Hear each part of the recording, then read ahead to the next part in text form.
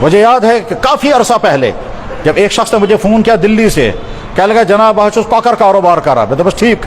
تب ہم مرغے لاتے تھے اور وہ جموں سے جب آتے تھے راستے میں مرغے مر جاتے تھے، کچھ مر جاتے تھے، کچھ کبھی حالات ٹھیک نہیں ہوتے تھے، گاڑیاں پھنس جاتی تھی. اس کے بعد وہ مرے ہوئے مرغے ہم لاتے تھے، وہ سوچتے تھے پھینکیں گے نہیں، ہم ان کے گردن کاٹ کر کے اور تیر نکال کر کے ہوٹل والوں کو سپلائی کرتے تھے تاکہ وہ آگے بیچیں گے. سال سال تک وہی پیسہ کمایا. میں نے کہا اب کیا ہوا؟ کہنے لگے اس وقت میں دلی میں ہوں، ایک ہی میرا بیٹا ہے اور اس کو بون کینسر ہو گیا ہے. پھر کہتا تھا وہاں دعا کرو اللہ تعالیٰ اس کو شفا عطا فرمائے، بون کینسر یا بلڈ کینسر، اب یاد بھی نہیں رہا. تو میں نے کہا اب کہنے لگا دعا کے ساتھ میں کہتا ہے ویسے امید نہیں ہے دعا قبول ہوگی. کیوں؟ میں انسانوں سے بارے ظلم کرتا تھا. میرے بھائی دکاندار یہ سوچے کہ دکان کے ذریعے سے آپ حلال کمائی کما رہے ہیں یا حرام.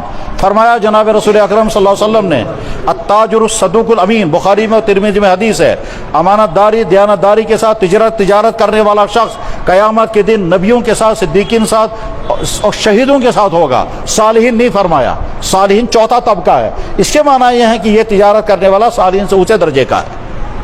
اور اس کے مقابلے میں اگر کوئی بزنس کرنے والا فراڈ کرتا ہے، نقلی مال بیچتا ہے، ملاوٹ کرتا ہے، جھوٹی قسمیں کھا کر مال بیچتا ہے، ایکسپائر مال بیچتا ہے، چاہے وہ کھانے پینے کی چیزیں ہوں، چاہے وہ دوائیاں ہوں، چاہے وہ سبزیاں ہوں، چاہے وہ پھل ہو، جو بھی چیز ہو جن کا تعلق انسان کی صحت، جن کا تعلق انسان کی زندگی کے ساتھ ہے، ہم اللہ دلی میں آزاد مارکیٹ میں کشمیریوں کا میوہ پہنچتا ہے، وہاں ہندو نے کھڑے ہو کر کے کہا کشمیریوں کا مال مت کرو، یہ دھوکہ دیتے ہیں. کیا دھوکہ دیتے ہیں؟ کہنے لگے اوپر لکھا ہوتا ہے A کلاس سیب، ہوتے ہیں وہ C کلاس. یہیں سری نگر شہر میں ایک صاحب تھے، وہ بہت بڑے افسر تھے اور زعفران کے سائنٹسٹ تھے. اس نے خود مجھ سے کہا، کہنے لگے جناب دنیا بھر میں سب سے بہترین زعفران کشمیر کا ہوتا ہے، مگر مشکل یہ ہے کہ کشمیری فراڈ کرتے ہیں، اس لیے انٹرنیشنل مارکیٹ میں کشمیریوں کے زعفران کے بارے میں کہتا ہے اسے بہتات رہنا چاہیے کیونکہ ملاوٹ کرتے ہیں.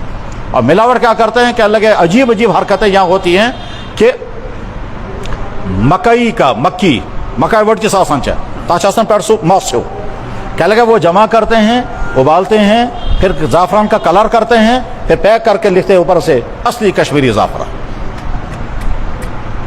اور اندر وہ کچھ اور ہے. آج ہی صبح مجھے ایک بھائی نے کہا، کہنے لگا جناب عجیب بات ہے، ہم شہد کا کاروبار کرتے ہیں.